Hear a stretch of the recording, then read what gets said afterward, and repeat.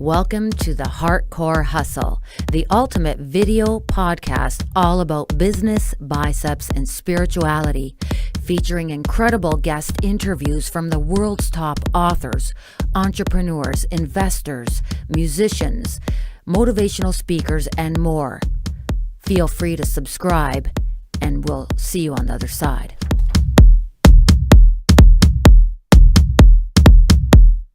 Hi, Felicia Pizzonia here. We have a very special guest today, an incredible human. He is originally from Amsterdam and grew up in that city and went through some trials and tribulations, was homeless, became a self-made millionaire through the network marketing industry. Before that, he actually was a policeman in the red light district in Amsterdam, and is now a very successful digital currency investor, real estate investor, and is also unbelievably spiritual. He meditated with the Dalai Lama, is a big believer and practices Kriya Yoga, and now resides for the last 15 years plus in Monaco. So without further ado, I would like to introduce Mr. Henk Diepbrink. Hi, Henk. So Henk, tell us a little bit about how you started and in a nutshell, how you went from being homeless in in Amsterdam to creating an unbelievable life for yourself and you're a self-made millionaire. How did you go from zero to millions? Yeah, now I had a very interesting life. I was born in a family where I was much smarter than my parents. And so I could go to the gymnasium, but I came from a low-class family, so I spoke only Dutch, and I spoke the lower-class Dutch. And my mother made my own clothes, so I went to this gymnasium, and there were a lot of very rich children from rich parents, very famous in the Netherlands. They all were brands, Lacoste. So I was 12 years old, and that discriminated me a lot because I had this funny clothes, which was made by my mother. And also, I spoke this dialect, this Amsterdam dialect. But I was very good in football, so they had to accept me for the football team, and I started to speak more higher class Dutch. And I was 17 years old, and I came home, and my mother decided to leave my father and took my brother with him and with her. And that was the situation that I left alone with my father, and my father start drinking, and the whole story started from there. So I ended up living on the streets in Amsterdam. That's correct. So my whole world fell apart, because I thought I'm going to be a very good professional football player. You guys call it soccer, we call it football, with Ajax in Amsterdam, or go to the university, become a dentist or an engineer, something like that. But my whole world fell apart. And I blamed, of course, the whole world. I blamed my parents, I blamed the society, and I ended up in the streets in Amsterdam, as you just said. And there I had a very interesting personal development, because I start from blaming everybody else, taking responsibility myself for what's happening in life. And that was the beginning of much more going on in my life. That was a very big step to do. Take responsibility for your own life and not blame other people. Excellent. And Henk, can you tell us and share with us, please, how you got your big break and generated your first $1 million? Yeah, I did a lot. So I went, believe it or not, I went to the police in Amsterdam, but I was not happy with the police in Amsterdam. And while I was with the police in Amsterdam, I had two side businesses. It was a burglary. At that time, the police went to a burglary. Then, if it was in your house, Felicia, then you know me as this policeman. And then later in the evening, I found you back, and I sold you an alarm system, because you were very, open to buy an alarm system. And I also started to have a private detective company. So after 5 years and doing that, I figured out I'm much more maybe for doing something in business. And I decided to become a fashion designer.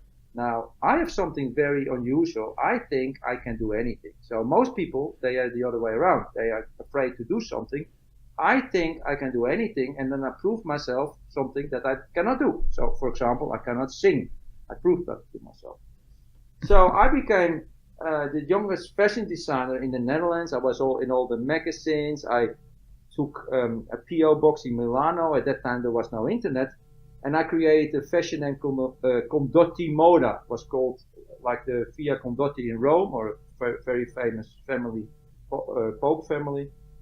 And I even told the press in the Netherlands that we are the dépendants from this famous fashion house, Condotti Moda in Milano. And I even had the consul, the Italian consul, with a police escort to one of my first shows. And all the celebrities, all the Dutch celebrities were there. I was 28 years old. I was every week on TV and in the magazine. But I was focused on the design and the production, but I had no clue how to sell it. So I left it to another guy, and he totally blew it, and I lost all my money.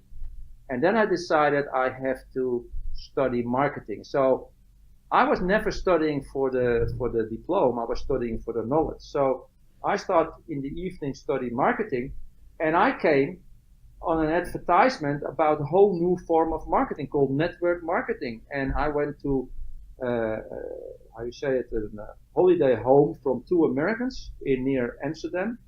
And they gave me the worst presentation I ever had in my life. But I was very interested in this marketing method. And so I started to do that. I was with that company not successful. With the second company after that, I became very, very successful. I built even in the 90s when Hong Kong was from the UK. I built youth organizations, sales organizations in Hong Kong and in China, all over the world. And I became one of the best persons, I can say that, in network marketing. I spoke for 10, 20, 30,000 people in stadiums all over the world in 3-4 different languages. I wrote a book about personal self-development, create your life, ways to material development.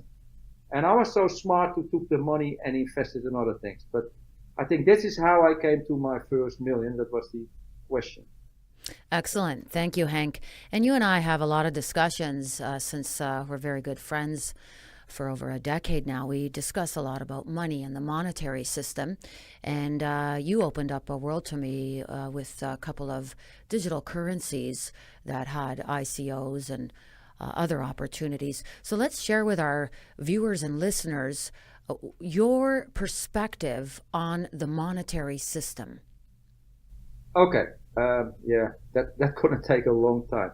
I think the monetary system gonna collapse. And a lot of people are very shocked by that maybe, but since 1880, we had 4 different monetary systems. Now, the first one was totally based 100% on gold.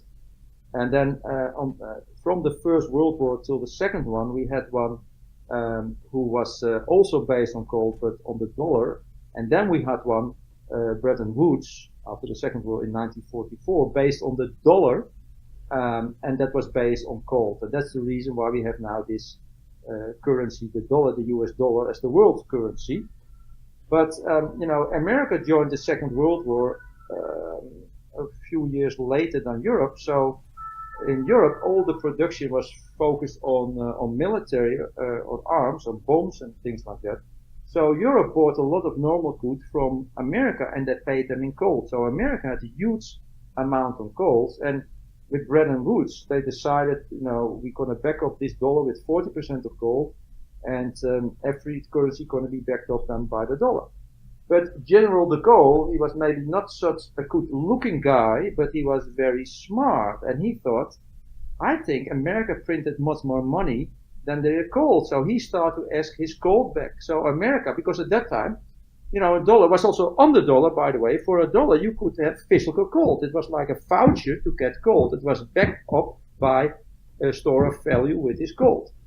So they sent the dollars to America, to Fort Knox, and they started to send the gold. And then Milton Keynes, the very famous Nobel Prize winner, he said to Nixon in 1971, we have to go from the gold standard, because we will end up having no gold anymore because we printed much more money than we have gold. So that is the fourth monetary system we are in now. So based on that, there is not a value of store of value. And from that moment forward, we get huge inflation because now the central banks can print money without, out of nothing. That's what they literally do. And that's why, you get this huge inflation. I can go into that later if you ask me how they do it, because this is the biggest secret in the world. You're not learning that on a university. You're not learning that on a school. The press is not talking about this. But this is the reason, for example, why you probably have seen in Canada also what's happening in France. It's almost like the second French Revolution is going on because people are working very hard, but have no money to live. They can hardly pay the bills. And the real reason is this. If you have $1 and I printed out of nothing $9, your dollar is worth 10 cents. And that's what's happening in the world. It's called inflation. So we have to go to a new monetary system because now, let me say this, people in politics, they promise everything. And if you have a gold standard, you cannot do that because there is no money. But if you have no gold standard, and now what you do, you print a lot of money. So I can promise you anything. You vote on me. I go to the central banks, or my department of my financial department, I give an IOU, a bond.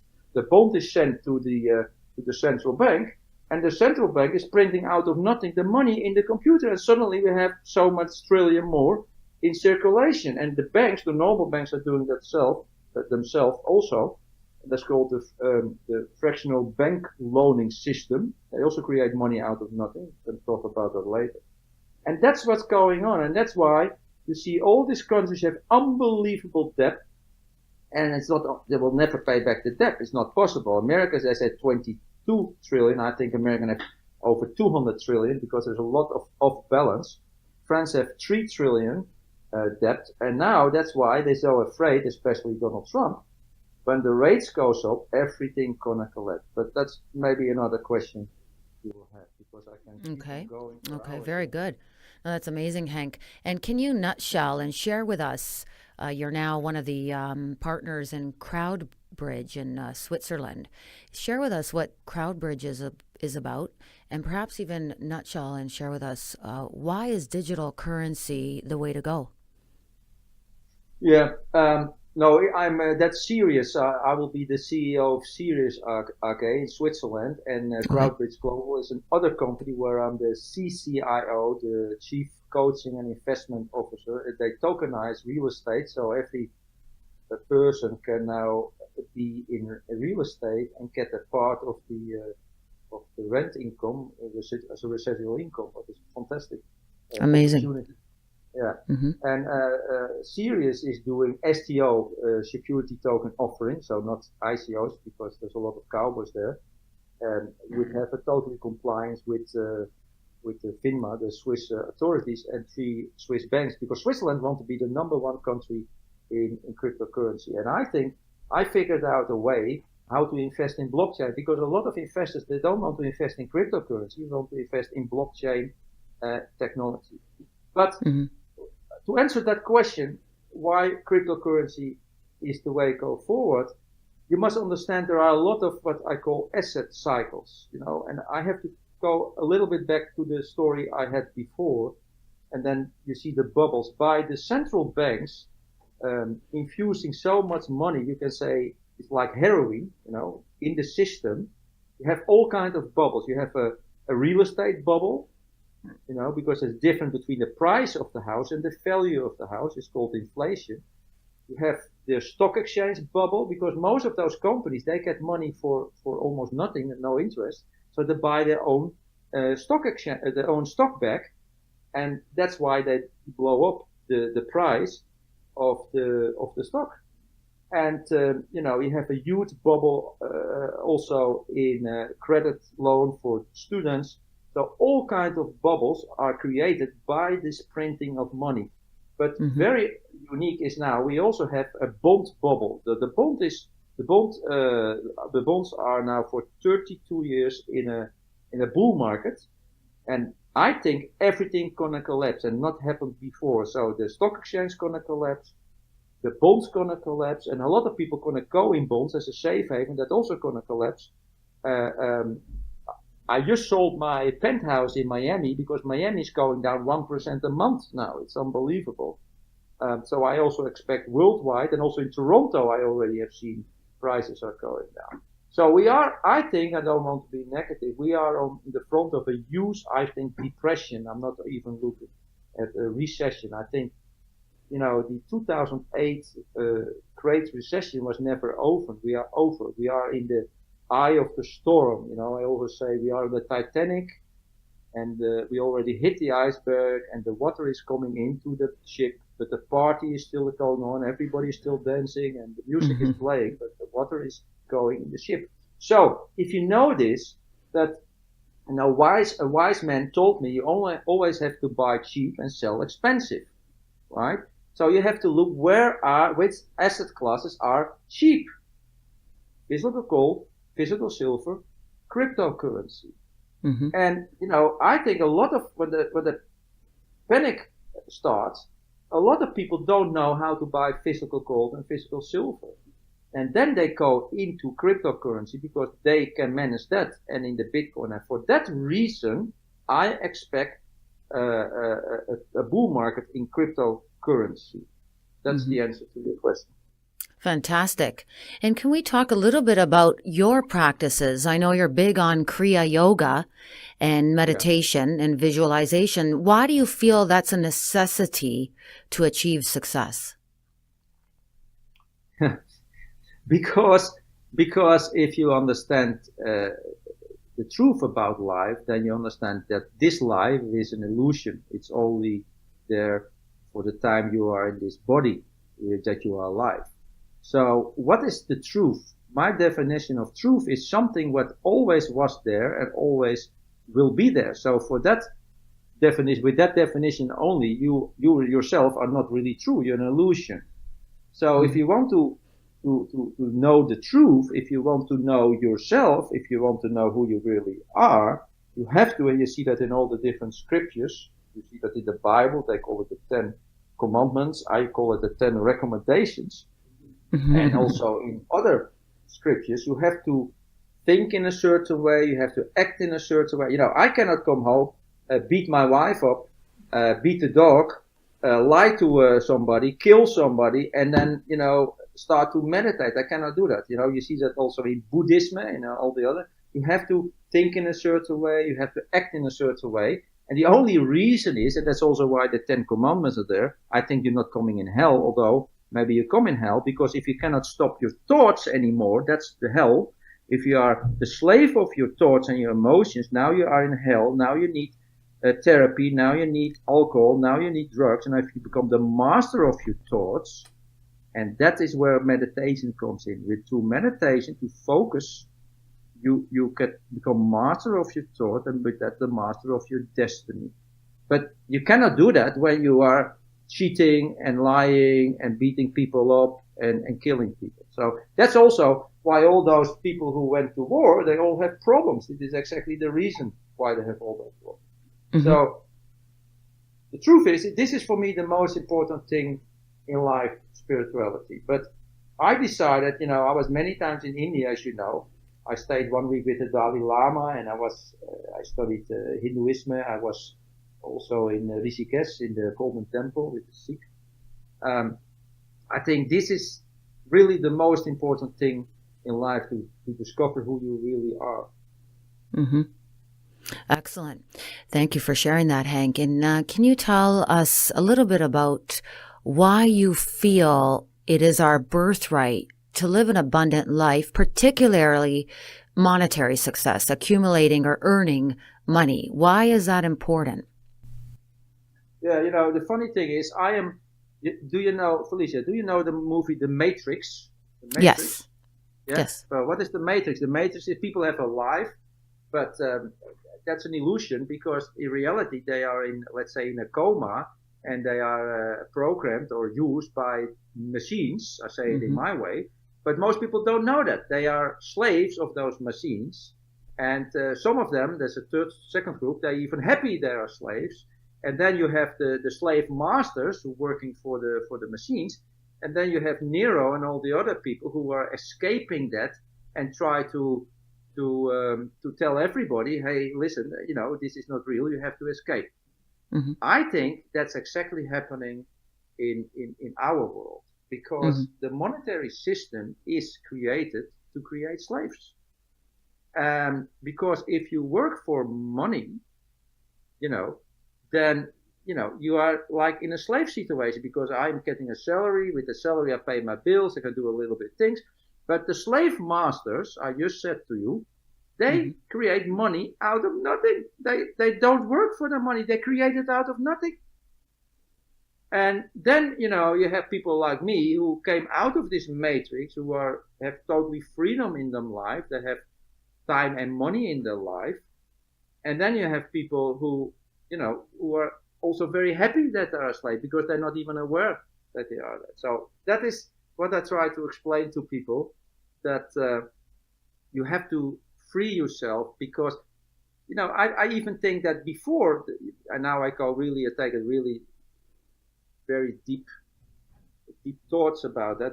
Before, slaves were owned by a person, but I think the current slaves, they are free. They think they are free because if you think you are free and you can go on holiday for 2 weeks, then you produce better.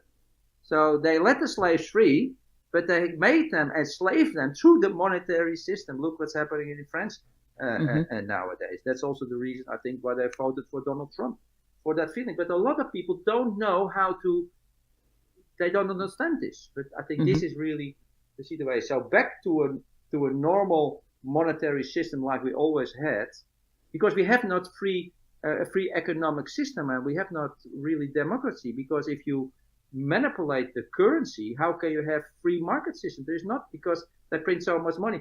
Goldman Sachs, JP Morgan should be broke, but they are saved by a bailout paid to the taxpayer. So private debt became public debt, and all the taxpayers have to pay it back. So we print more money. So they rob you through paying the taxes, but they also rob you by printing more money through the inflation.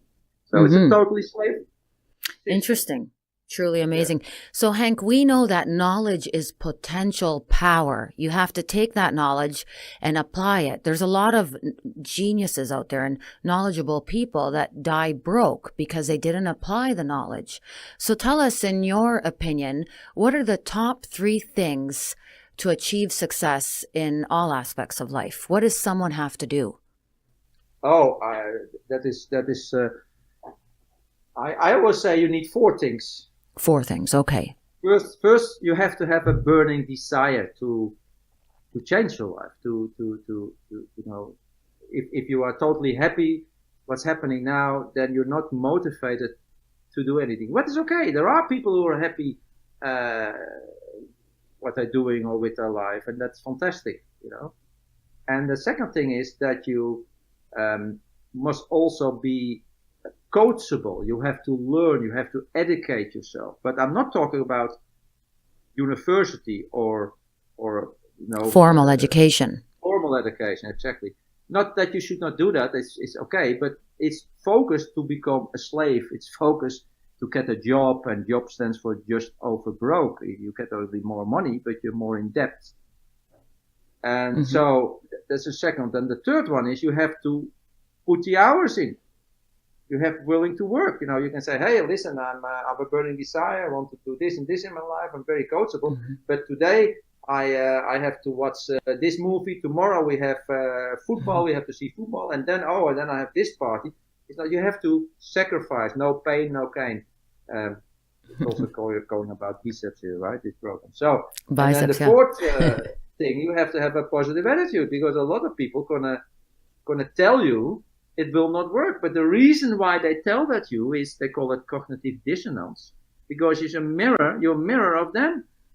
So they don't want you to be successful, because then, they are a loser if you become successful. If you become free, they are a loser. So they will tell you, hey, you're crazy, you'll never do that, cut your hair, take a job.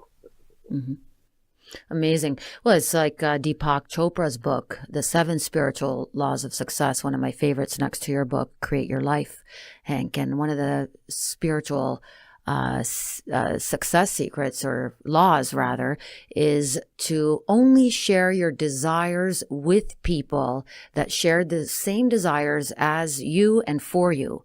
And in my humble opinion, there might be one person on the planet. So I like to recommend to only keep your desires very close to your heart and share them with God, the universe, or whatever it is you believe in, and just feel it, because we know that the heart is the most powerful organ of the body, and feel it in the present moment through gratitude. So, Henk, I have a couple more questions for you. Since I've known you for a very long time and you are one of my favorite humans on the planet, one of the things I like about you is that you have this unbelievable zest for life and enthusiasm. We know that the word enthusiasm comes from the Greek word theos, godlike energy. And we've done a few business meetings together, and people gravitate towards you and love you and respect you because of your enthusiasm and the great energy that you exude. So what I'd like to know is, when you were poor and didn't have a lot of money, how were you? Are you a different person now that you have achieved multiples of millions? How do you feel? That's a very good question, and thank you for asking that. My mother, who's 85, is very proud on me, and also friends from in Amsterdam from when I was young, that I not really changed so much, or I changed in another way. I changed in experience, I changed in knowledge, but not as a person. I'm still not arrogant, or here in Monaco we have a lot of very arrogant people. They're very rich, billionaires, and they're rich because they got the companies or the money from the parents, and they treat people who are working. Because here in Monaco, you have people like 30,000 people living here, 4,000 born here, and you have 30,000 people coming in from Italy and from France just to serve people with money, because they cannot live here, right? So they go back. And everybody likes me always where I come in a restaurant, because I treat them like equal. Now, there's another reason why I'm doing that, because I'm doing Kriya Yoga for a long, long, long time, as you know. And in Kriya Yoga, which is not a religion, it's a scientific approach to come on the enlightened awareness level. You say we are living in God, so everything around us is God. There is no separation, and God is in us. That is our spirit. So that means if you meet other people, you meet God. So if you meet God, you should be nice to God. So that's why I am always nice to other people. So I'm exactly the same. I am not having patience for that is one of my weaknesses, for stupid people, although they cannot help that. But that's one of my weaknesses, and I'm very much I have no patience. And That's okay. For people who are not honest, I cannot bear it also much. But I still love them because they're still God, but they on the awareness level. So you have no good and bad people. You have people on different awareness levels. That's how you. Yes, well said. And I know you don't judge, you're just observing, and you're aware of these various awareness levels of that different people have. So that's very beautiful. Thank you for sharing that. So this concludes our interview, Henk. And if our viewers or listeners would like to check out more information on Henk Diepbrink, it's www.HENKD like Denise, IEP like Peter, B like Bob, RINK.com, HenkDiepbrink.com. You can get coached directly by Henk, and you can actually contact me for further information at Felicia@FeliciaPisonia.com.